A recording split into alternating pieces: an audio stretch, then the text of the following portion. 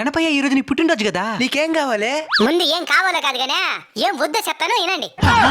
ముందు నా చూల దగ్గర నుంచి హై వాల్యూమ్ స్పీకర్లు తీసేయండి. చూడొచ్చేసే మార్గుంది. మీకు నిజంగా పాడాలనిపిస్తే ఒక భక్తి పాట నేర్చుకుని పాడండి, పరవశించిపోతాను. తాగి గుళ్ళో దర్శనానికి వెళ్తారా? అమ్మమ్మ, మరి నా మండపం కూడా గుడితో సమానమే కదా, మరెందుకు తాగొస్తున్నారు? తాగి నా ముందు ఆ డబుల్ మీనింగ్ పాటలకి గంతులేయడం వల్ల నన్ను తక్కువ చేసిన వాళ్ళు అవుతారు కానీ నా భక్తులు అనిపించుకోలేరు. ఇంకోటి, ఉన్నంతలోనే ఉత్సవాన్ని జరిపించండి. మీరు ఎంత పెట్టుబడి పెట్టారనే దాన్ని నేను చూడను, ఎంత ప్రేమను పెట్టారనేది మాత్రమే నేను చూస్తాను. ఒకే గ్రామంలో 3-4 విగ్రహాలు పెట్టడం వల్ల మీలో ఐక్యత నశిస్తుంది. అందరూ కలిసిమెలిసి ఒకే విగ్రహాన్ని పెట్టి పూజించండి. నేను మీలో ఐక్యతకి కారణం అవ్వాలి కానీ గొడవలకి కాదు. స్వామి మేమైతే తాగి రావడం, డబుల్ మీనింగ్ పాటలకి డాన్స్ వేయడం ఇవేవి చేయలేదు స్వామి.